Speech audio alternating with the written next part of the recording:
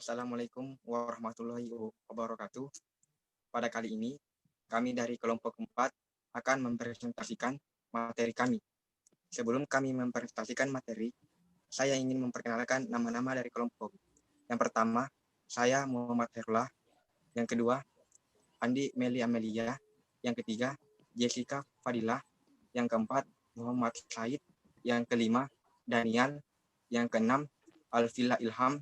Yang ketujuh, Anwar bin Dahlan. Yang kedelapan, Ahmad Fadli. Selanjutnya, kami akan mempresentasikan materi kami yang berjudul Perwujudan Wawasan Nusantara sebagai satu kesatuan ekonomi, politik, sosial budaya, dan pertahanan dan keamanan. Pertama akan dibacakan oleh Saudari Meli. Pengertian wawasan Nusantara. Secara etimologi, perkataan wawasan Nusantara berasal dari dua suku kata, yakni wawasan yang berasal dari bahasa Jawa, dari akar kata wawas yang berarti pandangan, tinjauan, penglihatan, atau tanggap indrawi. Nusa yang artinya negara kepulauan atau archipelago state. Suatu kesatuan wilayah laut yang ditaburi oleh gugusan pulau-pulau, antara yang artinya pembatas. Dengan demikian, Nusantara dapat diartikan dengan suatu negara kepulauan yang terletak atau dibatasi antara oleh dua benua, yakni benua Asia dan benua Australia, dan dua samudra.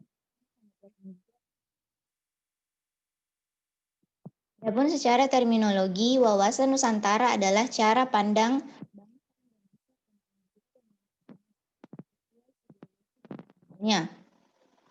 yaitu Pancasila dan Undang-Undang Dasar 1945 sebagai aspirasi suatu bangsa yang merdeka, berdaulat, dan bermartabat di tengah-tengah lingkungannya yang menjiwai tindak kebijaksanaan dalam mencapai tujuan perjuangan bangsa.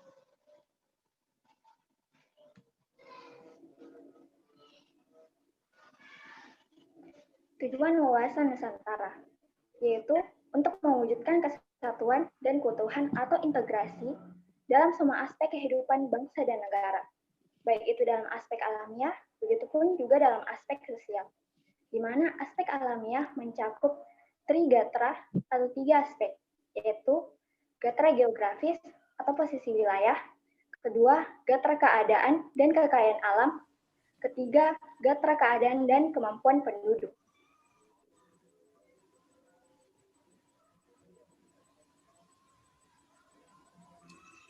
Adapun fungsi wawasan Nusantara, yaitu wawasan Nusantara berfungsi sebagai pedoman, motivasi, dorongan, serta rambu-rambu dalam menentukan kebijaksanaan keputusan, tindakan, dan perbuatan bagi penyelenggara negara di tingkat pusat dan daerah maupun bagi seluruh rakyat Indonesia dalam kehidupan bermasyarakat, berbangsa, dan bernegara.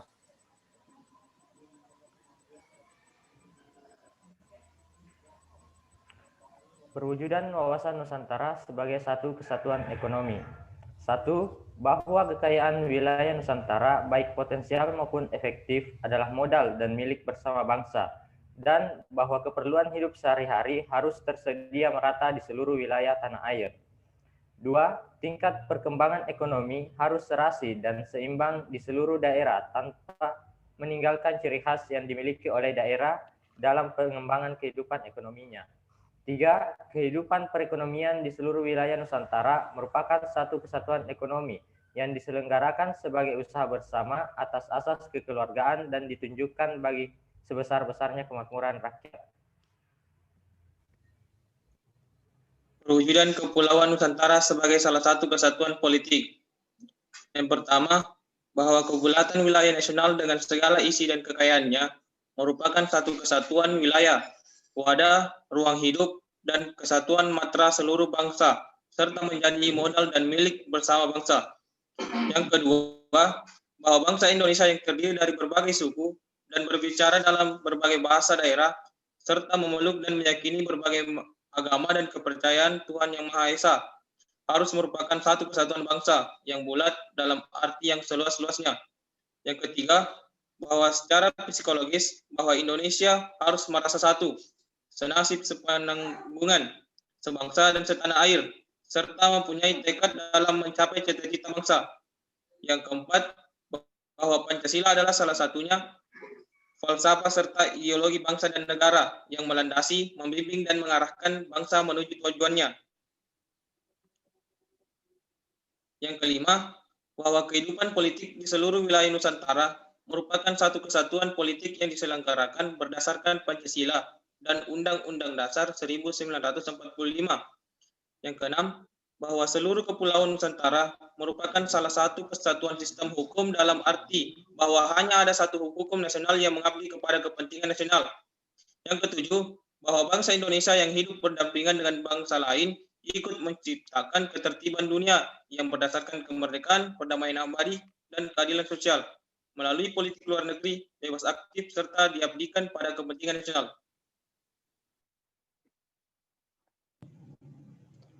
Perwujudan wawasan Nusantara sebagai satu kesatuan sosial dan budaya. Yang pertama, bahwa masyarakat Indonesia adalah satu, peri kehidupan bangsa harus merupakan kehidupan bangsa yang serasi dengan terdapatnya tingkat kemajuan masyarakat yang sama, merata, dan seimbang, serta adanya keselarasan kehidupan yang sesuai dengan tingkat kemajuan bangsa. Yang kedua, bahwa budaya Indonesia pada hakikatnya adalah satu, sedangkan corak ragam budaya yang menggambarkan kekayaan budaya bangsa yang menjadi modal dan landasan pengembangan budaya bangsa seluruhnya dengan tidak menolak nilai budaya lain yang tidak bertentangan dengan nilai budaya bangsa yang hasil-hasilnya dapat dinikmati oleh bangsa.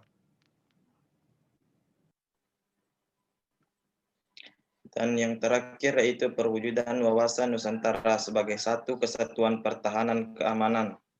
Penerapan wawasan Nusantara di bidang pertahanan keamanan terlihat pada kesiagaan dan kewaspadaan seluruh rakyat melalui sistem pertahanan dan keamanan rakyat semesta untuk menghadapi berbagai macam bangsa dan negara. Dalam artian bahwa yang pertama yaitu A, bahwa ancaman terhadap satu pulau atau satu daerah pada hakikatnya merupakan ancaman terhadap seluruh bangsa dan negara. Bahwa tiap warga negara mempunyai hak dan kewajiban dalam rangka pembelaan negara dan bangsa. Saya kembalikan ke moderator. Baik, itulah materi yang dibawakan oleh kelompok kami. Sekian, wassalamualaikum warahmatullahi wabarakatuh.